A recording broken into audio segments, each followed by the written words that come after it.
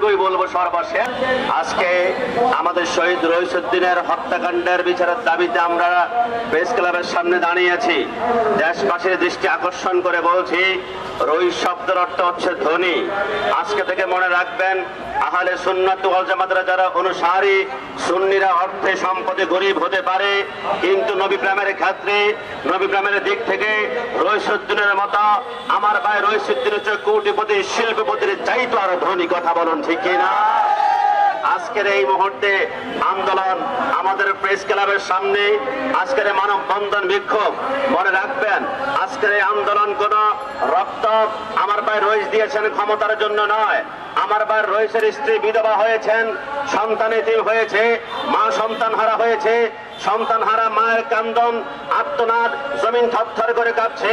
এটা কোন হত্যাকাণ্ড রাজনৈতিক কারণে নয়। আজকে থেকে মনে রাখতে হবে, এই হত্যাকাণ্ড হচ্ছে মদিনাওয়ালা নবীর ইজ্জত রক্ষার্থে। কথা বলা ঠিক কিনা?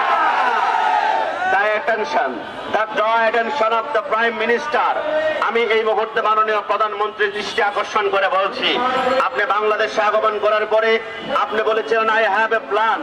আপনি নাকি একটা পরিকল্পনা নিয়েছেন। এরপরে আপনি বলেছেন আমার নবীর আদর্শ নাকি দেশের ভিতরে আইন প্রতিষ্ঠা করবেন। কিন্তু আমার কষ্ট লাগে, সেই নবীর আদর্শ সৈনিক আমার ভাই রইসকে হত্যা করা হয়েছে। দিন যায়, সপ্তাহ যায়, মাস যায়, আজকে 365 দিন হলো, আর সমস্ত হত্যাকাণ্ডের খুনিরা রাস্তার মধ্যে তারা হাঁটছে বুক ফুলিয়ে, মাঝে মাঝে মুসকি মুসকি হাসছে। তাদেরকে ধরতে পাচ্ছেন না, তাদের পরিচয় কি পাচ্ছেন না? তারা কারা? মুখ থেকে পানির বোতল খেয়ে নেয় কারা? ইতিহাস আমাদের জানা আছে, কারবালার জমিনে ইমাম হোসেনের মুখ থেকে পানির বোতল খেয়ে নিয়েছিল ইয়াজিদ, আর হুসাইনি সৈনিক রইসের মুখ থেকে পানির বোতল খেয়ে নিয়েছিল ইয়াজিদ প্রেতাত্মারা।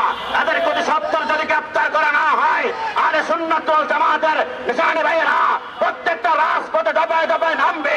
গ্যাস মারা হবে, বুলকেডেন গ্যাস মারা হবে, চাল কেমন মারা হবে, কিন্তু ততক্ষণ আমার ভাই রইসের রক্তের বদলা নেওয়া না হবে।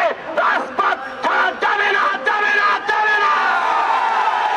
তাই আমরা জানি, আমরা বিশ্বাস করি কালে কালে মহাকালে আহলে সুন্নাত ওয়াল জামাত নামক বৃক্ষের গোড়ায় রক্ত প্রয়োজন হয়েছে। শেরে বাংলা রহমতুল্লাহ রক্ত দিয়েছে। আমার ভাই আল্লামা বাকিবিল্লাহ জালালী রহমতুল্লাহ গুম হয়েছে। আল্লামা ফারুকের খুন মুবারক রক্ত জমিনের মধ্যে পড়েছে। হাসান আলী ভাই হালিম রাকতে দুনিয়ার জমিন থেকে সরে দেওয়া হয়েছে।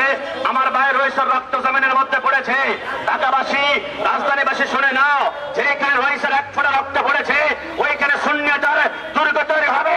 আজকে থেকে লিখে রাখো, যত যাবে রক্ত সুন্নি হবে শক্ত। তাই আমরা এতটুকুই বলবো সর্বশেষ, আজকে রাজধানীর বুকে প্রেস ক্লাবের সামনে দাঁড়িয়ে যারা আমার ভাই রইসকে হত্যা করেছিল, ইয়াজিদ বাহিনীর দৃষ্টি আকর্ষণ করে বলছি, মনে রেখো, সুন্নিদেরকে গুলি করলে মাথায় করিস, বুকে করিস না, বুকে মদিনাওয়ালা নবী ঘুমায়। কথা বলা ঠিক না?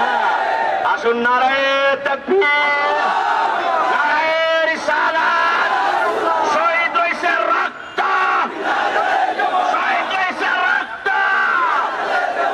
আসসালামু আলাইকুম ওয়া রাহমাতুল্লাহি ওয়া বারাকাতুহু।